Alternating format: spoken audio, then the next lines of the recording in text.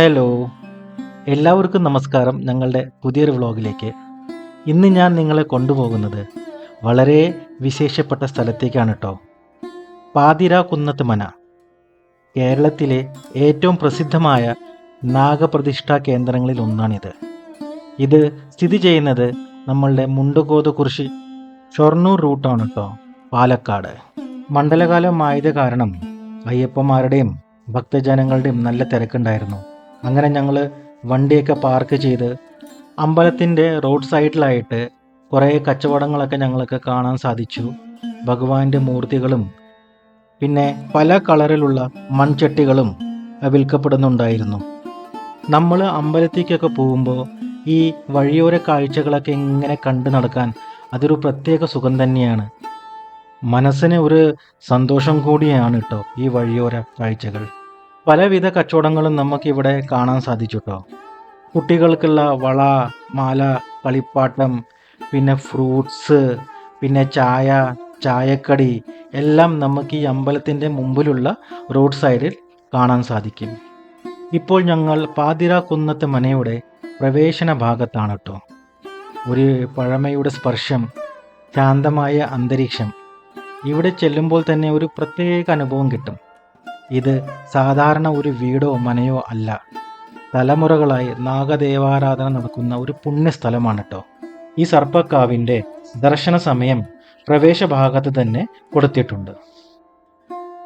കേരളത്തിലെ പല കുടുംബങ്ങളിലും സർപ്പാരാധന ഒരു പാരമ്പര്യ വിശ്വാസമാണ്. നാഗദേവതയെ സന്തതി, സൗഭാഗ്യം, സമാധാനം, പരിസ്ഥിതി സംരക്ഷണം എല്ലാം കാത്തു സൂക്ഷിക്കുന്ന ദേവതകളായി കരുതുന്നു. ഈ മനയും അതിൻ്റെ തറവാടുകാർക്കും ഈ വിശ്വാസം ഇന്നുവരെ അതേ ഭക്തിയോടും ആഘോഷത്തോടും തുടരുന്നു. പാതിരാകുന്നത്ത് മന ഒരു പാരമ്പര്യ നമ്പൂതിരി തറവാടാണ്. എണ്ണപ്പെട്ട കണക്കുകൂട്ടലുകൾ പ്രകാരം ഇതിൻ്റെ നൂറ്റാണ്ടുകൾക്കപ്പുറം പഴക്കമുണ്ട്. ഇവിടെയുള്ള ഏറ്റവും വലിയ നാഗദേവാരാധന അത് ഇന്നും പഴയ രീതിയിൽ തന്നെ തുടരുന്നു. സത്യം പറഞ്ഞാലേ ഇവിടെയുള്ള ശാന്തത, ഈ കാവിൻ്റെ തണല്, പഴമയുടെ ഗന്ധം ഒരുവിധം മനസ്സിനെ ശാന്തമാക്കുന്നു. പിന്നെ ഇത് ഒരു ടൂറിസ്റ്റ് സ്പോട്ടൊന്നും അല്ല കേട്ടോ, ഒരു സ്ഥലത്തിൻ്റെ ആത്മാവ് അനുഭവിക്കാനുള്ള ഇടം. അങ്ങനെ ഞങ്ങളെ ഈ നാഗദേവങ്ങളെയൊക്കെ പ്രാർത്ഥിച്ച് പ്രസാദം വാങ്ങാനേ ലൈനിൽ ക്യൂ നിന്നു. അധികം തിരക്കൊന്നും ഇല്ലാത്തത് കാരണം ഞങ്ങൾക്ക് പ്രസാദം വേഗം കിട്ടി.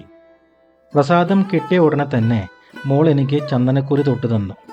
ആക്ച്വലി അതാണ് പതിവ്. ഞങ്ങൾ ഏത് അമ്പലത്തിൽ പോയാലും മോൾ എനിക്ക് ചന്ദനക്കുറി തൊട്ട് തരും. ഇവിടുത്തെ പ്രസാദം എന്ന് പറഞ്ഞാൽ ഒരു പഴം, ചന്ദനം, ഭസ്മം, പിന്നെ ഒരു തുളസി കതിര്. എന്താണെന്നറിയില്ല, ആ പഴം എനിക്ക് നല്ല മധുരം തോന്നി. പിന്നെ ഞങ്ങൾ ഒട്ടും സമയം കളഞ്ഞില്ല. ചന്ദനക്കുറിയൊക്കെ തൊട്ട് ഞങ്ങൾ നേരെ നിവേദ്യം കഴിക്കാൻ പോയി. നിവേദ്യം എന്ന് പറഞ്ഞാൽ അന്നദാനം. അന്നദാനം ഒരു മഹാദാനം, അത് കഴിക്കുന്നവർക്ക് ഒരു സമാധാനം, ഇങ്ങനെയല്ലേ പറയാറ്. നല്ല ആവി പറക്കുന്ന ചൂട് ചോറും പിന്നെ തിളയ്ക്കുന്ന സാമ്പാറും പിന്നെ നല്ല കടുമാങ്ങ അച്ചാറും. ഇനി എന്താ വേണ്ട, ഓർ ക്യാ ചാഹിയേ, മനസ്സ് നിറഞ്ഞു.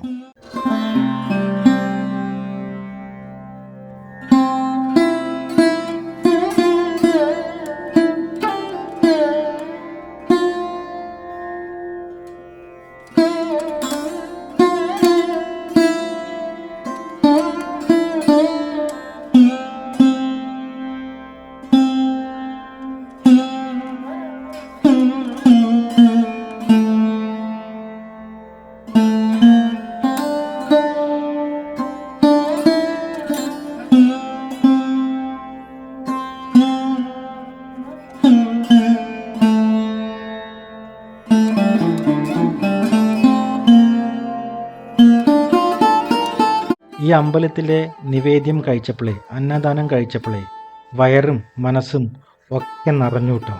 അങ്ങനെ ദർശനമൊക്കെ കഴിഞ്ഞ് ഞങ്ങൾ അമ്പലത്തിൽ നിന്ന് പുറത്തിറങ്ങി. മോൾക്ക് ചെറിയ കളിപ്പാട്ടങ്ങളൊക്കെ വാങ്ങിക്കൊടുത്തു. ഇനി ഈ വീഡിയോ ഇവിടെ അവസാനിപ്പിക്കുകയാണ്.